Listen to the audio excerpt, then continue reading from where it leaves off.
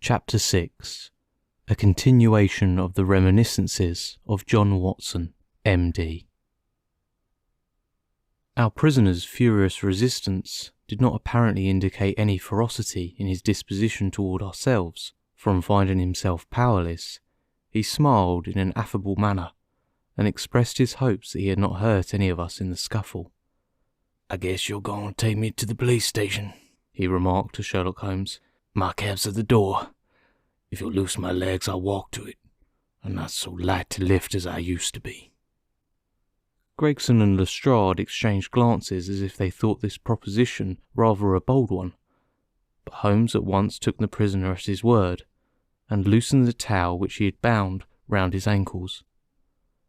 He rose and stretched his legs, as though to assure himself that they were free once more. I remember that I thought to myself, as I eyed him, that I had seldom seen a more powerfully built man, and his dark, sunburned face bore an expression of determination and energy which was as formidable as his personal strength. "If there's a vacant place for a chief of the police, I reckon you are the man for it," he said, gazing with undisguised admiration at my fellow lodger. "The way you kept on my trail was a caution." "You had better come with me," said Holmes to the two detectives. "I can drive you," said Lestrade. "Good, and Gregson can come inside with me. You too, Doctor.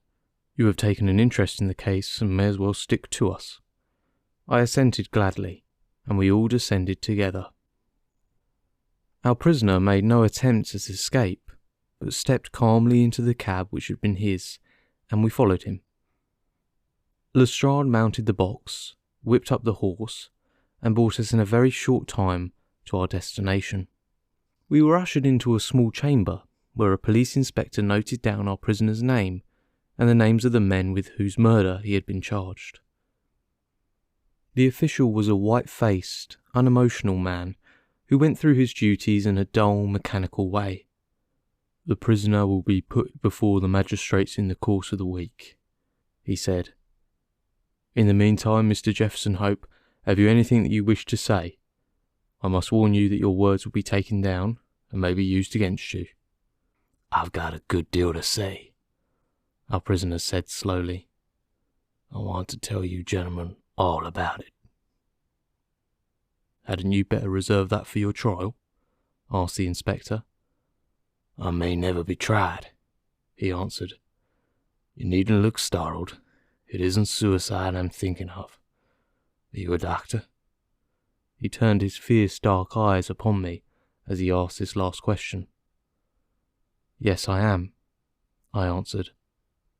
"Then put your hand here," he said, with a smile, motioning with his manacled wrists towards his chest.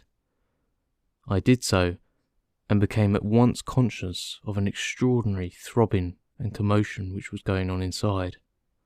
The walls of his chest seemed to thrill and quiver as a frail building would do inside when some powerful engine was at work. In the silence of the room I could hear a dull humming and buzzing noise which proceeded from the same source. "Why," I cried, "you have an aortic aneurysm." "That's what they call it," he said placidly. "I went to a doctor last week about it, and he told me that it is bound to burst before many days passed. It's been getting worse for years. I got it from overexposure and underfeeding among the Salt Lake Mountains. I've done my work now, and I don't care how soon I go, but I should like to leave some account of the business behind me. I don't want to be remembered as a common cutthroat." The inspector and the two detectives had a hurried discussion as to the advisability of allowing him to tell his story. "Do you consider, Doctor, that there is immediate danger?" the former asked. "Most certainly there is," I answered.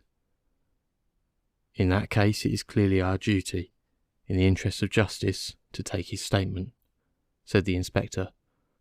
"You are at liberty, sir, to give your account, which I again warn you will be taken down." "I'll sit down, with your leave," the prisoner said, suiting the action to the word. "This aneurysm of mine makes me easily tired, and the tussle we had half an hour ago has not mended matters. I'm on the brink of the grave, and I am not likely to lie to you. Every word I say is the absolute truth, and how you use it is a matter of no consequence to me."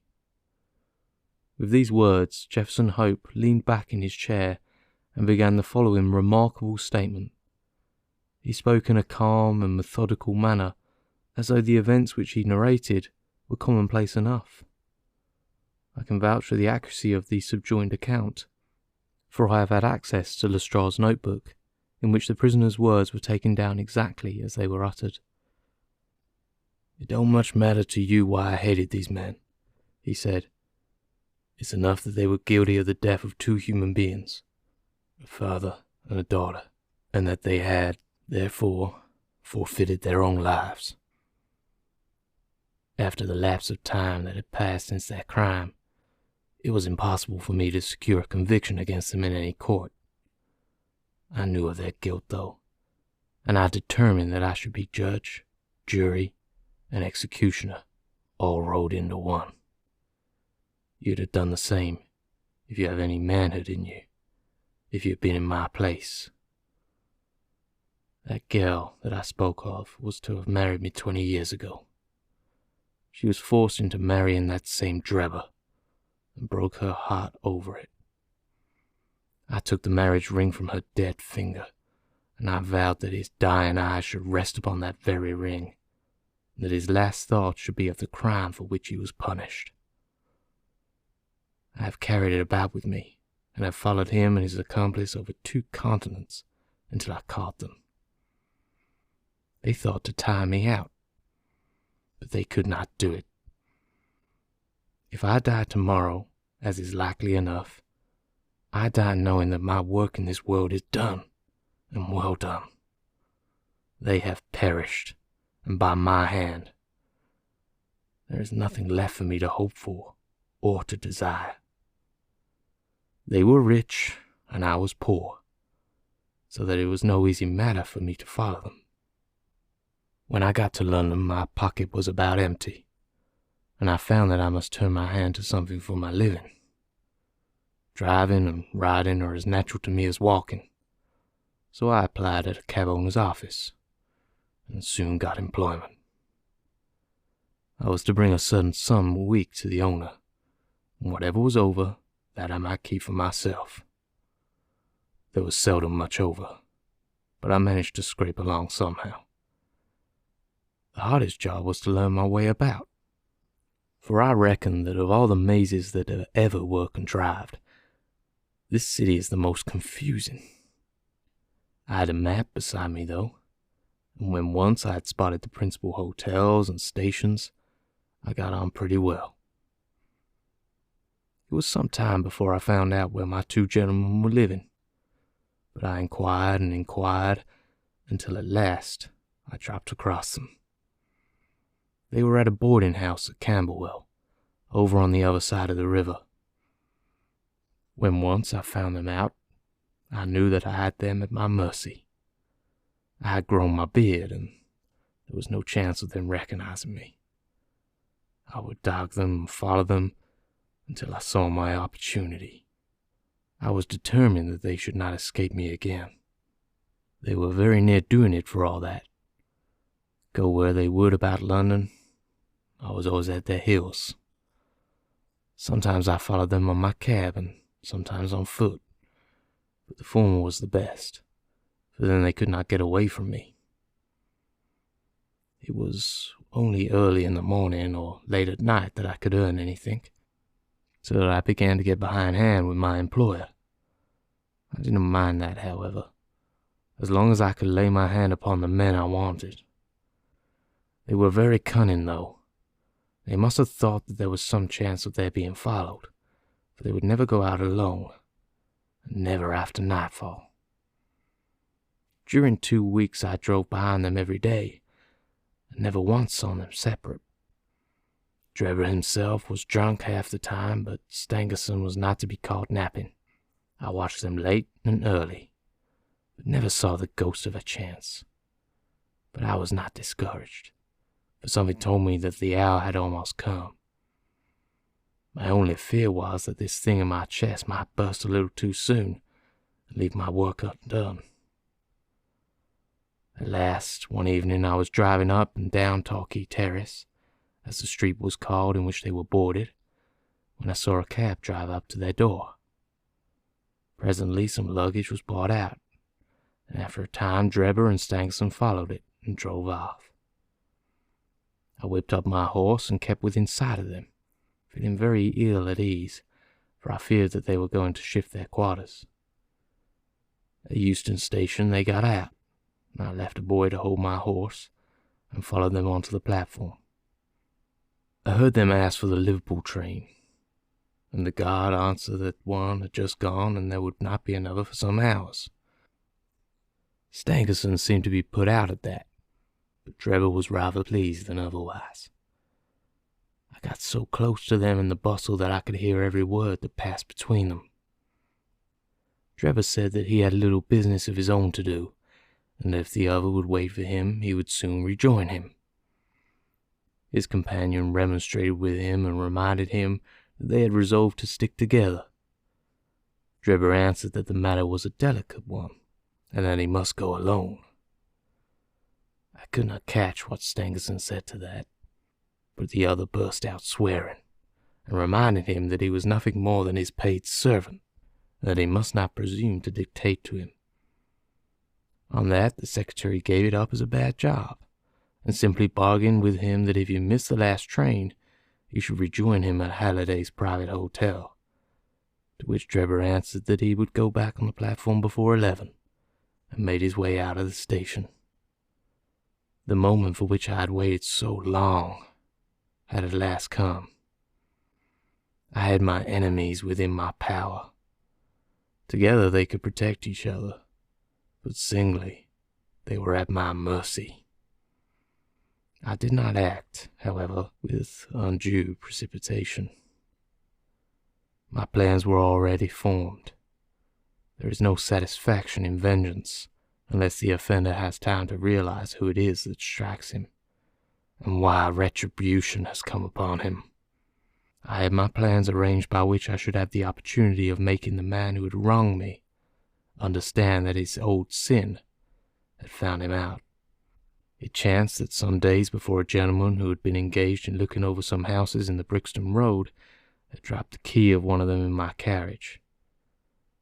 It was claimed that same evening and returned, but in the interval I had taken a molding of it and had a duplicate constructed.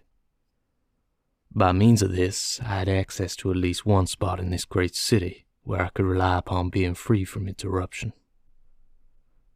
How to get Drebber to that house was the difficult problem which I had now to solve. He walked down the road and went into one or two liquor shops, staying for nearly half an hour in the last of them.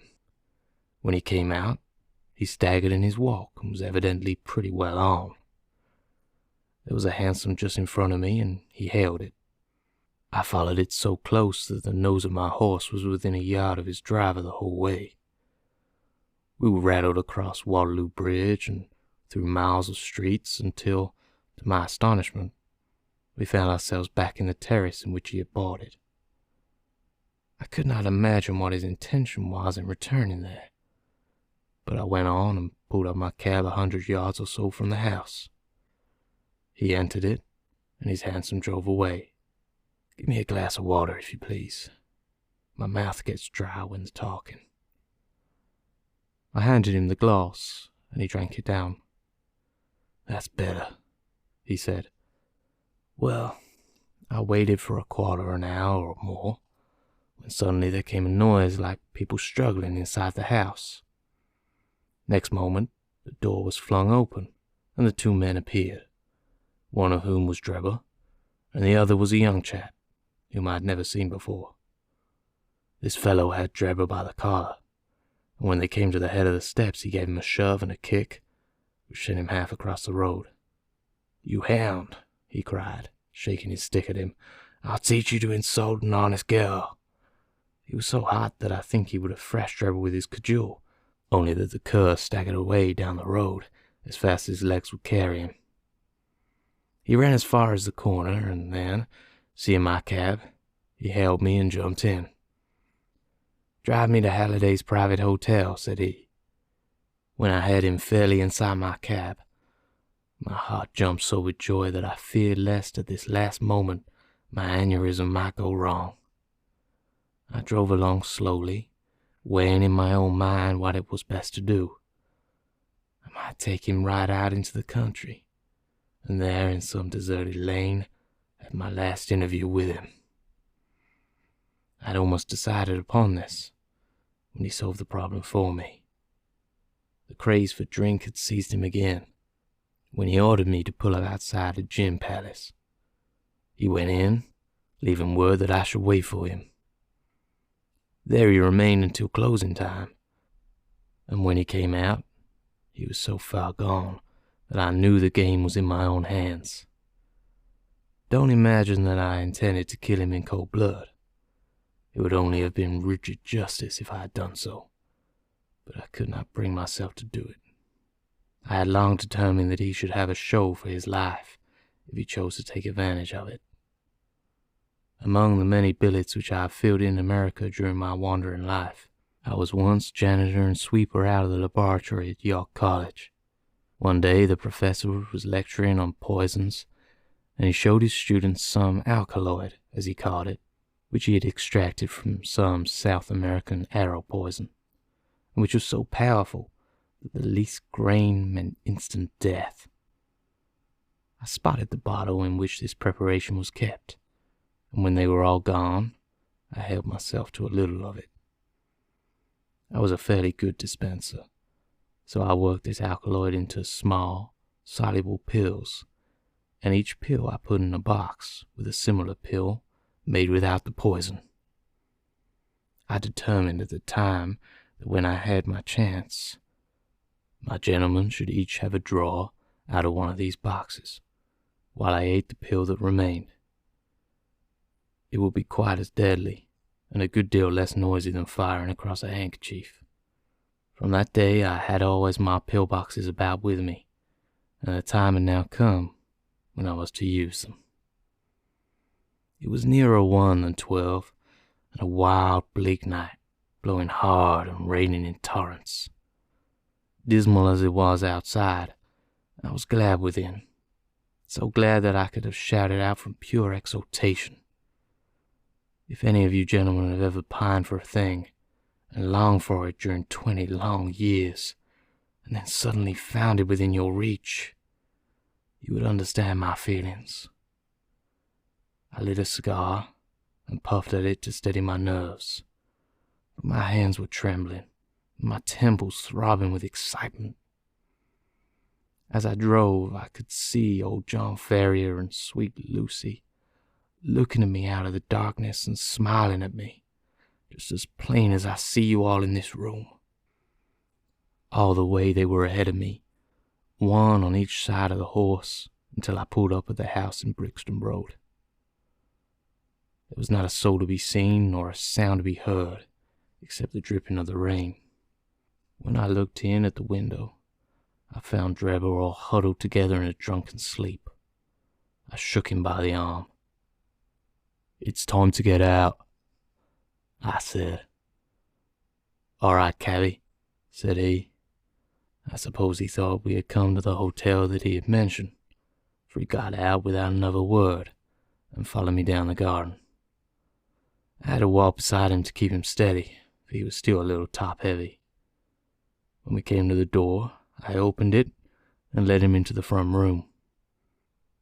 I give you my word that all the way the father and the daughter were walking in front of us. "It's infernally dark," said he, stamping about. "We'll soon have a light," I said, striking a match and putting it into a wax candle which I had brought with me. "Now, Enoch Drebber," I continued, turning to him and holding the light to my own face. "Who am I?" He gazed at me with bleared, drunken eyes for a moment, and then I saw a horror spring up in them and convulse his whole features, which showed me that he knew me. He staggered back with a livid face, and I saw the perspiration break out upon his brow, while his teeth chattered in his head. At the sight, I leaned my back against the door and laughed loud and long. I had always known that vengeance would be sweet, but I had never hoped for the contentment of soul which now possessed me. "You dog," I said. "I have hunted you from Salt Lake City to St. Petersburg, and you've always escaped me. Now, at last, your wanderings have come to an end, for either you or I shall never see tomorrow's sunrise."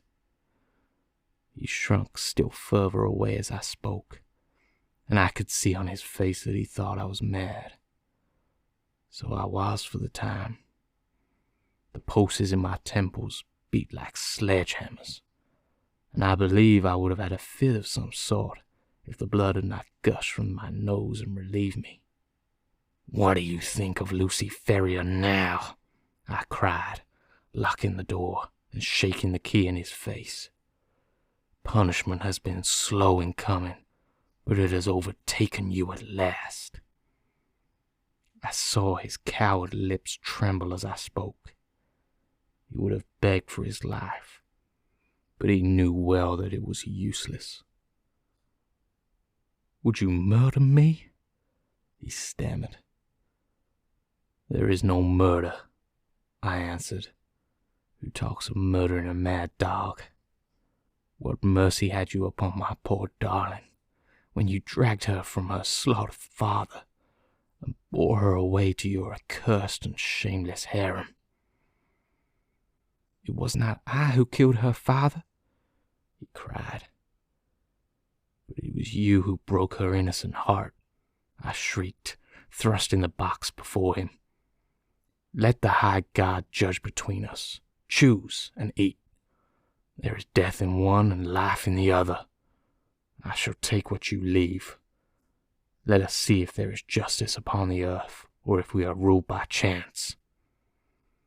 He cowered away with wild cries and prayers for mercy, but I drew my knife and held it to his throat until he had obeyed me.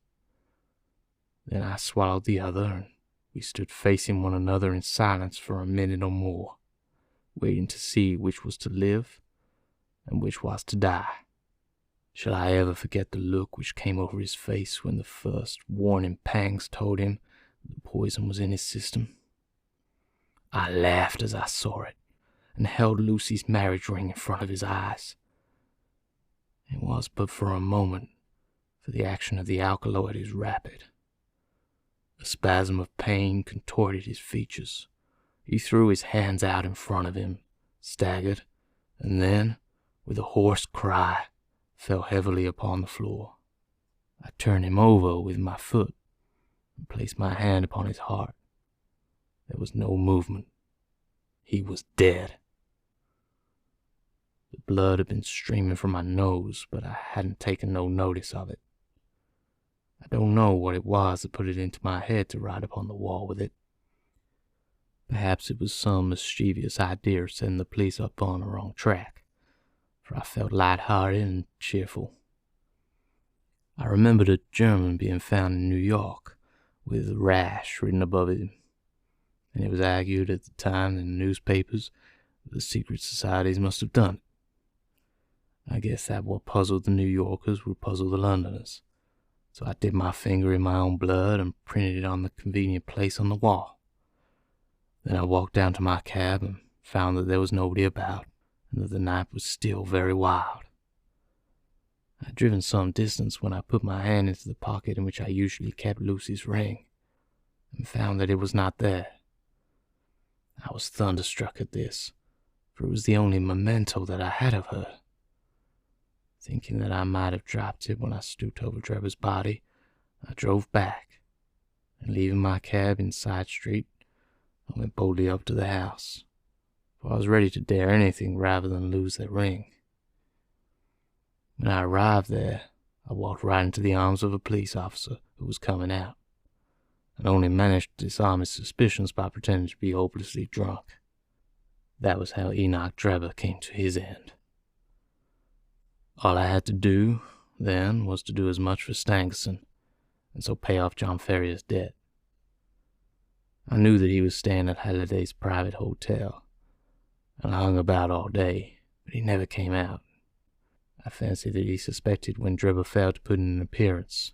He was cunning, was Stangerson, and always on his guard.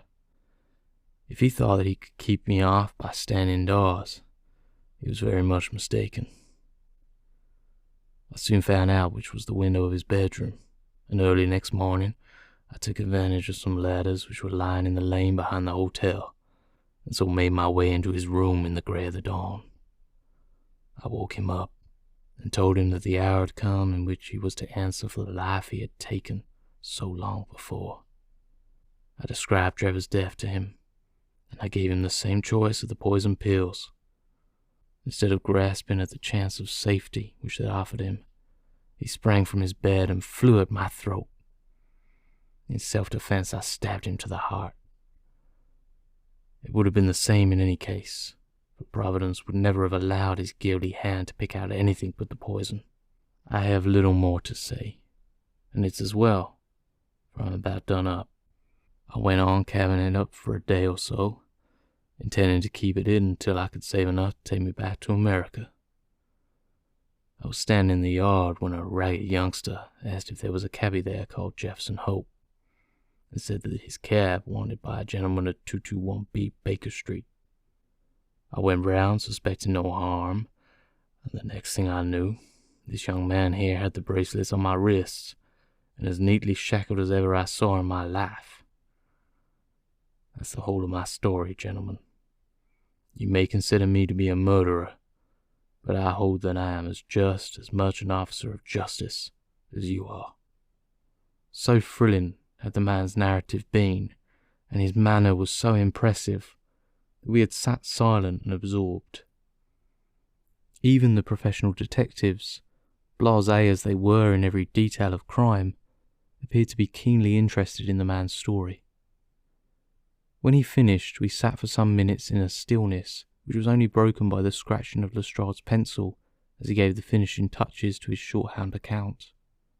"There is only one point on which I should like a little more information," Sherlock Holmes said at last.